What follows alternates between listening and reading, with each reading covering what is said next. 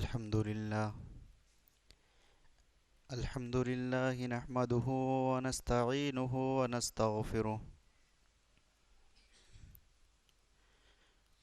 ونعوذ بالله من شرور أنفسنا ومن سيئات أعمالنا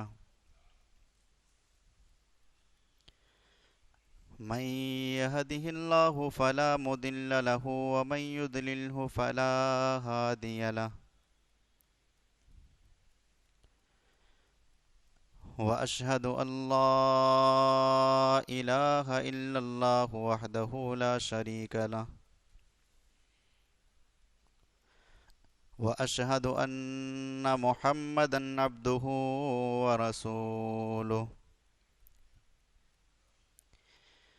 يا أيها الذين آمنوا اتقوا الله حق تقاته ولا تموتن إلا وأنتم مسلمون يا أيها الناس اتقوا ربكم الذي خلقكم من نفس واحدة وخلق منها زوجها وبث منهما رجالا كثيرا ونساء واتقوا الله الذي تساءلون به والأرحام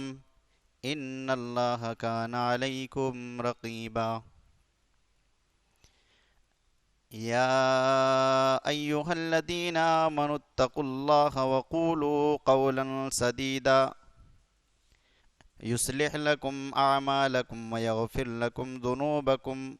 ومن يطع الله ورسوله فقد فاز فوزا عظيما أما بعد فإن خير الحديث كتاب الله وخير الهدي هدي محمد صلى الله عليه وسلم وشر الأمور محدثاتها وكل محدثة بدعة وكل بدعة ضلالة وكل ضلالة في النار فأعوذ بالله السميع العليم من الشيطان الرجيم بسم الله الرحمن الرحيم قاف والقرآن المجيد بل عجبوا أن جاءهم منذر منهم فقال الكافرون هذا شيء عجيب أإذا متنا وكنا ترابا ذلك رجع بعيد قد علمنا ما تنقص الأرض منهم وعندنا كتاب حفيظ بل كذبوا بالحق لما جاءهم فهم في أمر مريض أفلم ينظروا إلى السماء فوقهم كيف بنيناها وزيناها وما لها من فروج والأرض مددناها وألقينا فيها رواسي وأنبتنا فيها من كل زوج بهيج تبصرة وذكرى لكل عبد منيب ونزلنا من السماء ماء مباركا فأنبتنا به جنات وحب الحصيد والنخل باسقات لها طلع نضيد رزقا للعباد وأحيينا به بلدة ميتا كذلك الخروج كذبت قبلهم قوم نوح وأصحاب الرس وثمود وعاد وفرعون وإخوان لوط وأصحاب الأيكة وقوم تبع كل كذب الرسل فحق وعيد أفعينا بالخلق الأول بل هم في لبس من خلق جديد وقال الله تعالى في كلامه المجيد سورة النساء ومن يطع الله ورسوله يدخله جنات تجري من تحتها الأنهار خالدين فيها وذلك الفوز العظيم ومن يعص الله ورسوله ويتعد حدوده يدخله نارا خالدا فيها وله عذاب مهين رب اشرح لي صدري ويسر لي أمري واحلل عقدة من لساني يفقهوا قولي سبحانك لا علم لنا إلا ما علمتنا إنك أنت العليم الحكيم رب زدني علما اللهم رب زدني علما آمین۔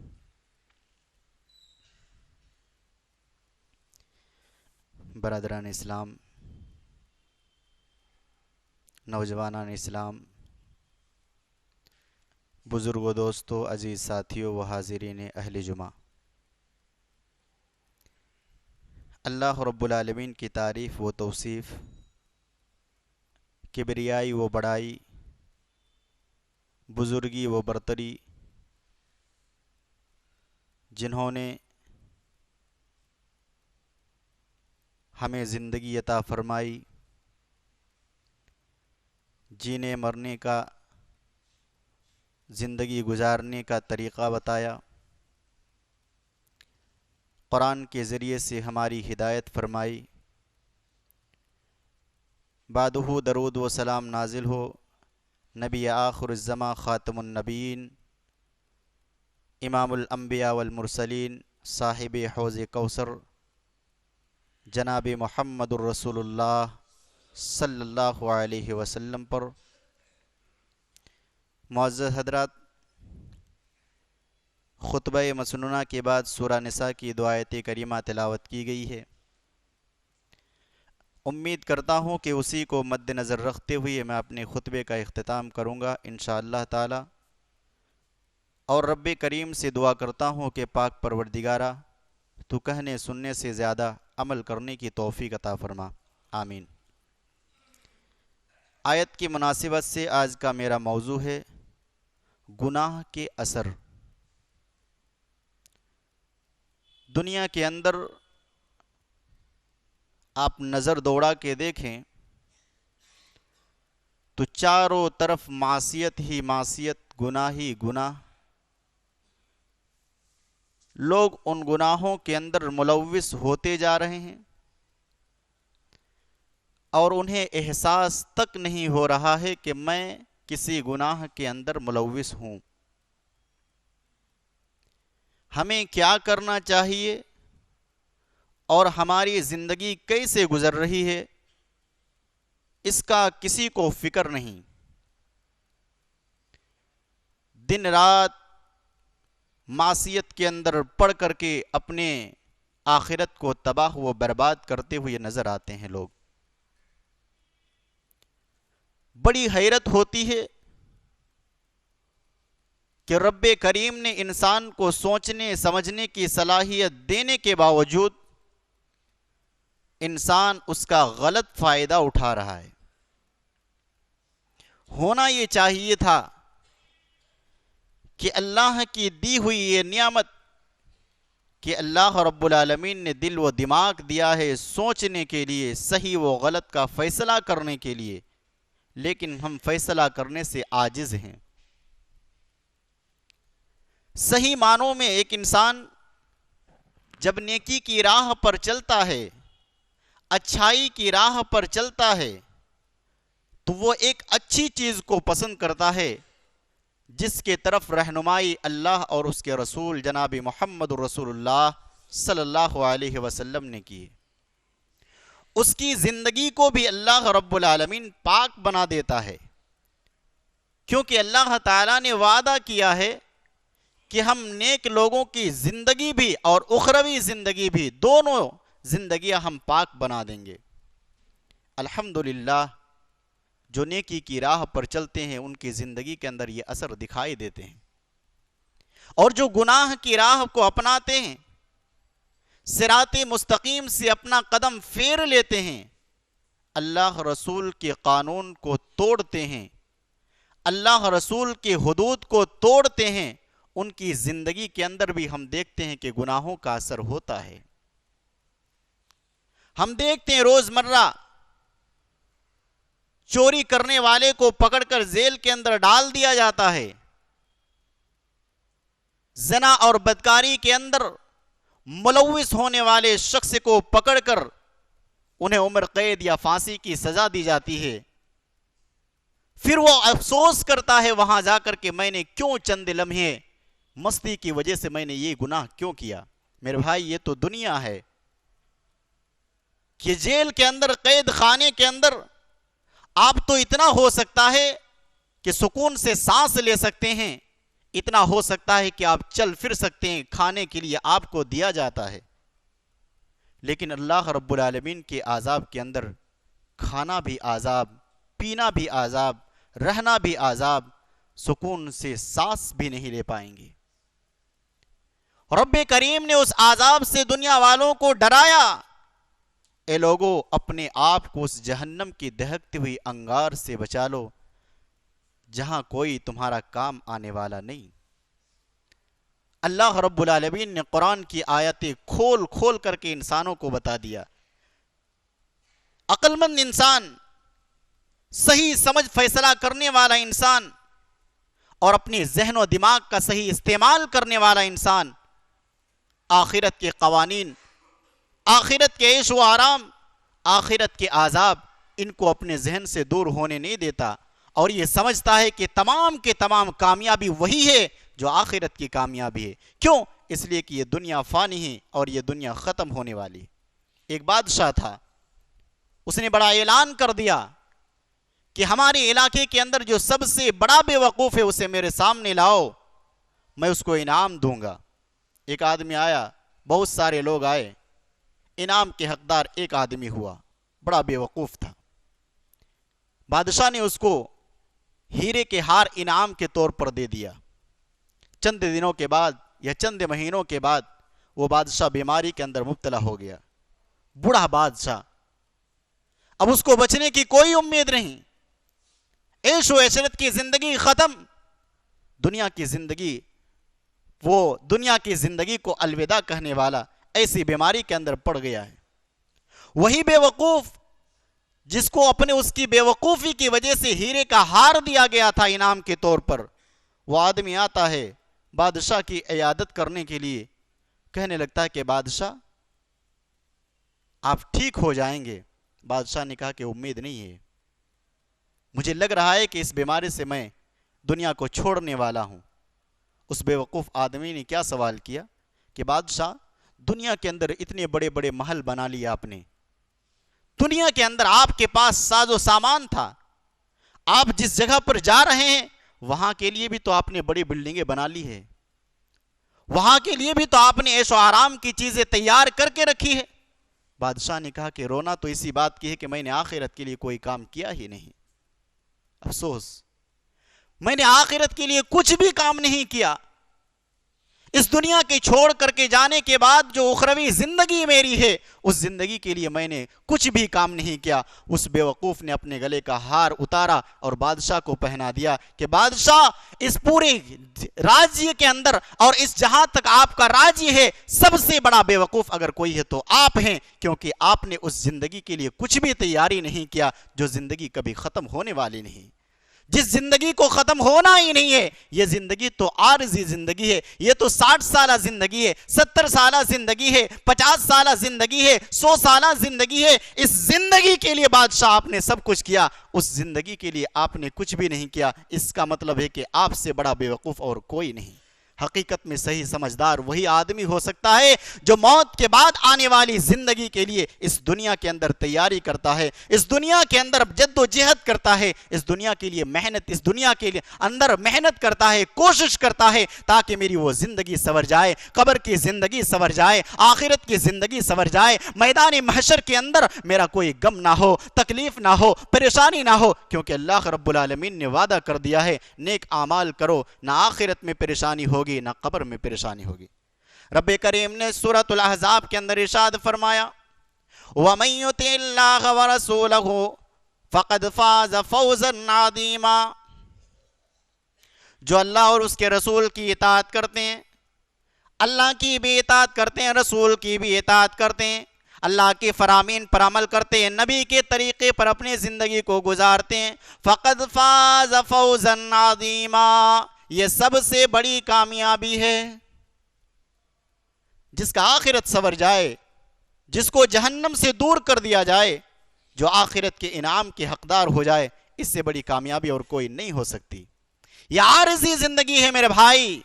اس زندگی کو چھوڑنا ہے، اس لیے اس زندگی میں رہ کر کے آخرت کو بنائیے، کیونکہ وہ زندگی کبھی ختم ہونے والی نہیں۔ دوسری آیت کریمہ کے اندر اللہ رب العالمین نے ارشاد فرمایا وَمَن يَعْصِ اللَّهَ وَرَسُولَهُ فَقَدْ ضَلَّ ضَلَالًا مُبِينًا،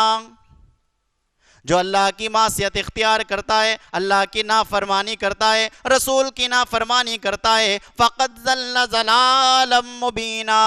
وہ کھلی گمراہی کے اندر پڑا ہوا ہے، ضلالت کے اندر پڑا ہوا ہے۔ دل اللہ رب العالمین نے دیا ہے، دماغ اللہ رب العالمین نے دیا ہے، سوچنے سمجھنے کی صلاحیت بھی اللہ تعالیٰ نے دیا ہے، اور اس صلاحیت کے باوجود، دماغ کے باوجود، دل کے باوجود وہ صحیح چیز کا فیصلہ نہیں کر رہا ہے، اچھی چیز کا فیصلہ نہیں کر رہا ہے، اس کے ذہن و دماغ کے اندر برائی کا فطور چڑھا ہوا ہے، اور ذہن و دماغ کے اندر برائی چڑھا ہوا ہے، برائی نے اس کے دل و دماغ کو قبضہ کر لیا ہے، اور اللہ اور اس کے رسول کی معصیت اختیار کرتا ہے۔ رب کریم بیان فرما رہا ہے فقد ضل ضلالا مبینا، یہ سب سے بڑی گمراہی ہے۔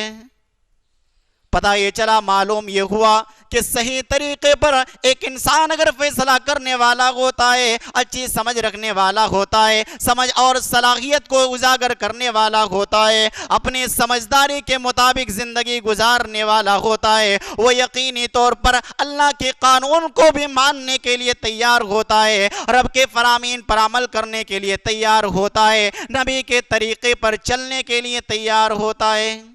سورۃ النساء کے اندر اللہ رب العالمین نے ارشاد فرمایا وَمَن يُطِعِ اللَّهَ وَرَسُولَهُ يُدْخِلْهُ جَنَّاتٍ تَجْرِي مِن تَحْتِهَا الْأَنْهَارُ وَذَلِكَ الْفَوْزُ الْكَبِيرُ۔ رب کائنات بیان فرما رہا ہے جو شخص اللہ کی اطاعت کرتے ہیں، رسول کی اطاعت کرتے ہیں، اللہ کے قانون کو مانتے ہیں، نبی کے بتائے ہوئے راستے پر چلتے ہیں، رب کائنات بیان فرما رہا ہے يُدْخِلُهُ جَنَّاتٍ تجری من تحتها الانہار، رب کائنات بیان فرما رہا ہے ہم اسے ایسے جنتوں کے اندر داخل کریں گے جن کے نیچے نہریں جاری ہیں، نہریں بہ رہی ہیں، خالدین فیہا ابدا، اس جنت سے نہ نکالے جائیں گے، اس جنت کی نعمتیں نہ چھینی جائے گی، اس جنت کی نعمتیں ہڑپ نہ لی جائے گی، اس جنت کے اندر بے ایمانی کرنے والے نہ ہوں گے، اس جنت کے اندر دھوکہ بازی کرنے والے نہ ہوں گے۔ رب کریم بیان فرما رہا ہے ہم جنت کے اندر داخل کریں گے، اور یہ جنت کی نعمتیں ہم اس سے چھینیں گے نہیں،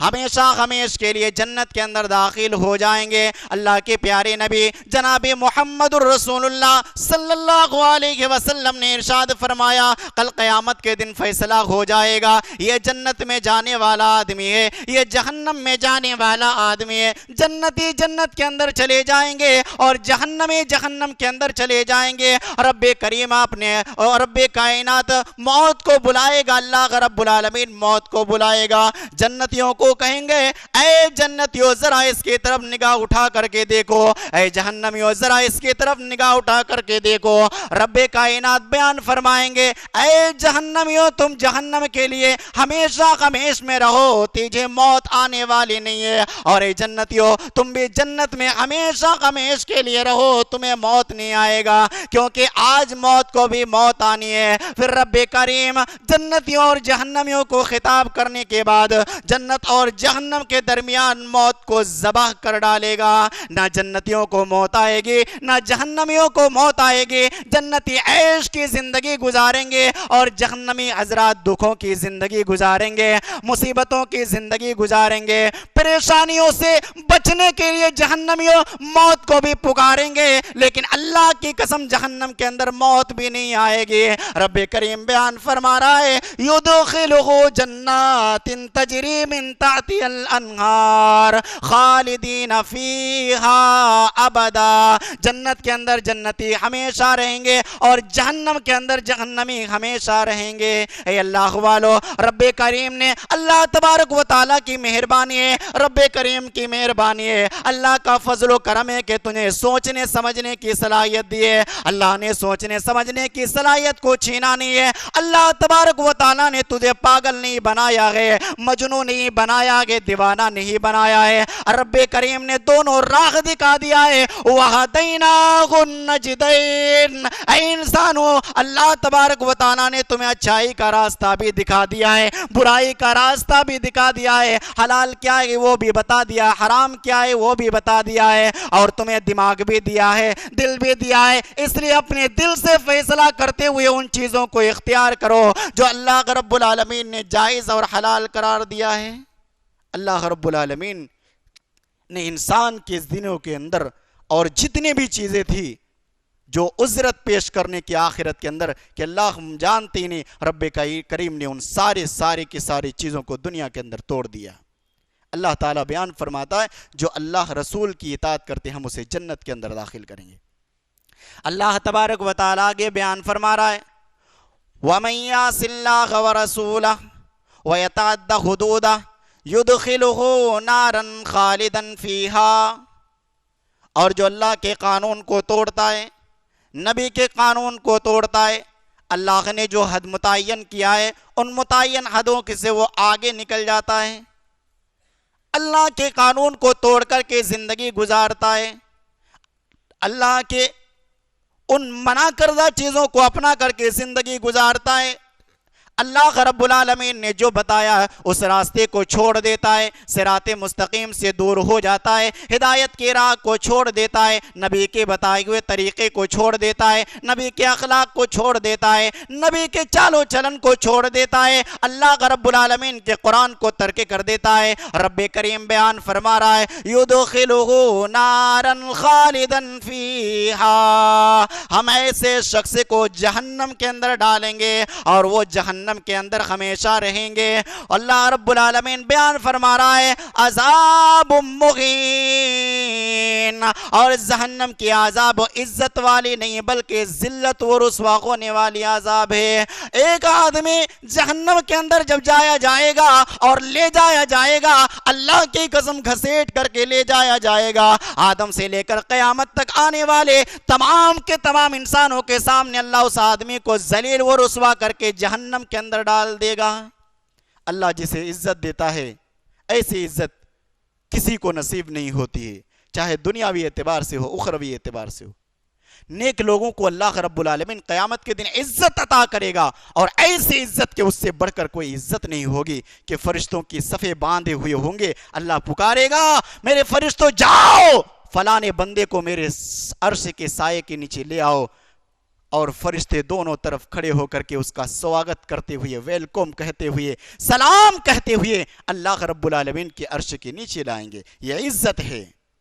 اللہ تعالیٰ عزت عطا کرتا ہے, اور ایسی عزت عطا کرتا ہے کہ ایسی عزت دینے کوئی نہیں دے سکتا. اور جب اللہ ذلیل کرتا ہے آدم سے لے کر کے قیامت تک آنے والے تمام کے تمام انسانوں کے سامنے اللہ ذلیل و رسوا کر کے اوندے منہ گھسیٹتے ہوئے جہنم کے اندر ڈال دے گا. اس دن کی ذلت و رسوائی سے بڑھ کر کوئی ذلت نہیں ہوگی. اس لیے اپنی ذلت اور اپنی اخروی زندگی کو تصور کرتے ہوئے, اپنے آخرت کو سوچتے ہوئے, اس دنیا کے اندر اس ذلت اور اس جہنم سے بچنے کا اپائے اللہ رب العالمین نے جو بتائے ان کے طور و طریقے پر چلو. دنیا کے اندر بھی اس کے اثرات ہوتے ہیں. نبی کریم جناب محمد رسول اللہ صلی اللہ علیہ وسلم نے ارشاد فرمایا انس بن مالک رضی اللہ تعالی عنہ قال رسول اللہ صلی اللہ علیہ وسلم ان المؤمن اذا اذنب كانت نقطة سوداء فی قلبی. اللہ کے پیارے نبی نے ارشاد فرمایا ایک مومن بندہ جب گناہ کرتا ہے, ایک مسلمان جب گناہ کرتا ہے, معصیت کے کوئی کام اختیار کرتا ہے, اس کے دل پر ایک کالا نقطہ پڑ جاتا ہے. وتاب ونزع واستغفر سقل قلبه. اللہ کے پیارے نبی نے فرمایا کہ جب وہ توبہ کرتا ہے, استغفار کرتا ہے, اس گناہ پر نادم ہوتا ہے, شرمندہ ہوتا ہے, اللہ کے حضور آتا ہے, رب کریم کے بارگاہ میں اپنے ہاتھ کو پھیلا دیتا ہے, اللہ شیطان کے بہکاوے میں آ کر گناہ ہو گئی ہے, اللہ معصیت اختیار کر لیا ہوں, اے اللہ تو غفور الرحیم ہے, تو معاف کرنے والا ہے, تو تواب ہے, تو توبہ قبول کرنے والا ہے, اے اللہ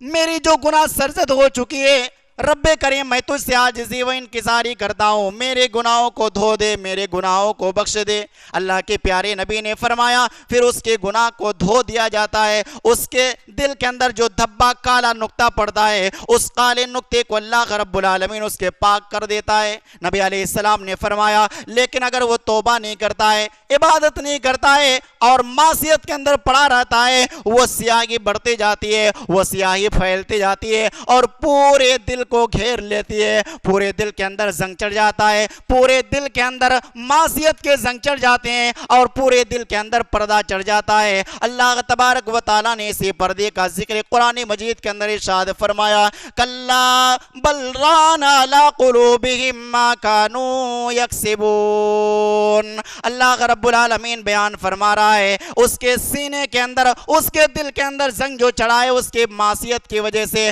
اس کے گناہوں کی وجہ سے، اللہ کی نافرمانی کرنے کی وجہ سے اللہ رب العالمین نے اس کے دل کو کالا کر دیا ہے۔ میرے بھائیوں اپنے دل کو کالا نہ ہونے دینا، اپنے دل پر سیاہی نہ چڑھنے دینا، اپنے دل پر پردے نہ چڑھنے دینا، اپنے دل کو زندہ رکھنا، اپنے دل کو منور رکھنا۔ اگر یہ دل مردہ ہو گیا اور یہ دل پر اندر اگر کالے نقطے چڑھ گئے، اللہ کی قسم اچھی بات تمہیں اچھی نہیں لگے گی، صحیح بات تمہیں صحیح نہیں لگے گی، حق بات تمہیں حق نہیں لگے گی۔ اللہ رسول صلی اللہ علیہ وسلم کے بتائے ہوئے طریقے سے تم موڑ لوگے، اگر تمہارا دل تر و تازہ ہوگا، تمہارے دل کے اندر روشنی ہوگی اور تمہارے دل کے اندر منور ہوگا، اللہ رب العالمین کے فرامین تمہارا دل ایکسپٹ کرے گا اور تم مکمل طور پر اس کو ماننے کے لیے تیار ہو جاؤ گے۔ لیکن اگر تمہارا دل کالا ہو گیا تو تم اللہ کے راستے سے دور ہو جاؤ گے، گڑ گڑاؤ گے۔ رب کریم کے بارگاہ میں اگر اپنے گناہوں کی معافی مانگو تو ایسے وقت میں معافی نہیں ملے گی۔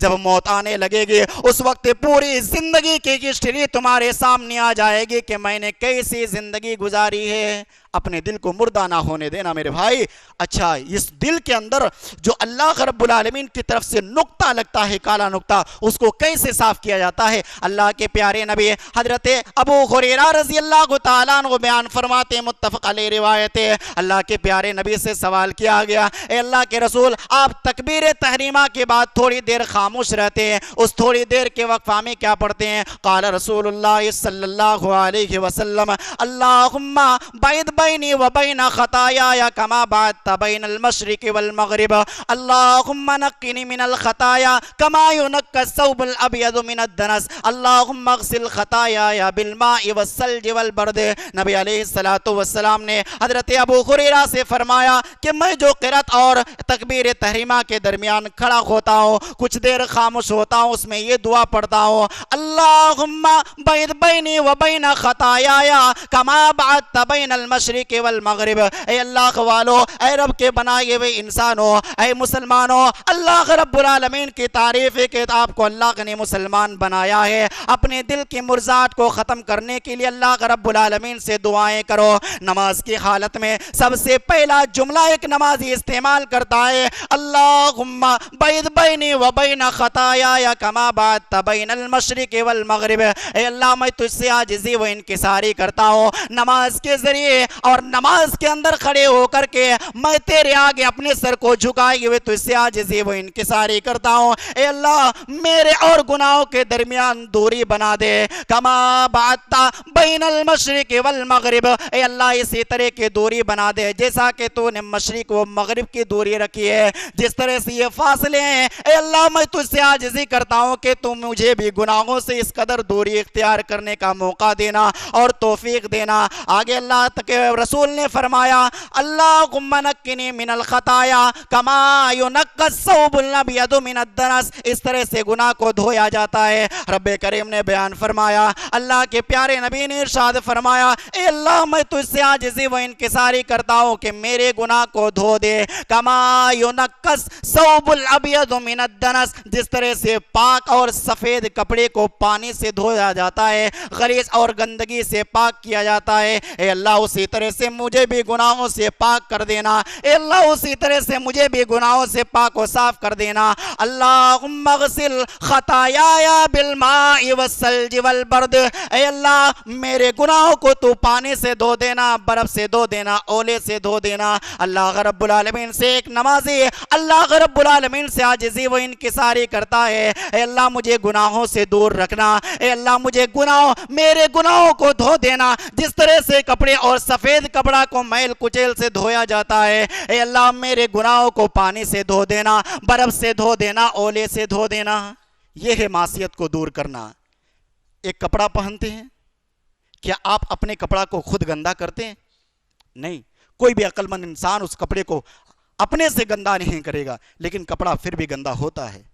پھر بھی کپڑا غلیظ ہوتا ہے، ادھر سے دھول آئے ادھر سے دھول آئے اور کپڑے کے اندر غلاظت آتی ہے۔ اسی لیے جب ہم اس کو پاک صاف کرتے ہیں تو وہ کپڑا پھر کلین ہو جاتا ہے، پورا صاف ہو جاتا ہے۔ ایک مومن بندہ اپنے سے گناہ نہیں کرتا ہے، اس سے ادھر ادھر سے گناہ ہو جاتے ہیں، شیطان کے بہکاوے میں ادھر ادھر سے گناہ ہو جاتے ہیں، اور اللہ رب العالمین سے یہ بندہ نماز کی حالت میں اللہ سے کہتا، اللہ جس طرح سے کپڑا میلا ہو جاتا ہے اور گندا ہو جاتا ہے اور ہم پھر اس کپڑے کو صاف کرتے ہیں، اے اللہ میں تیرے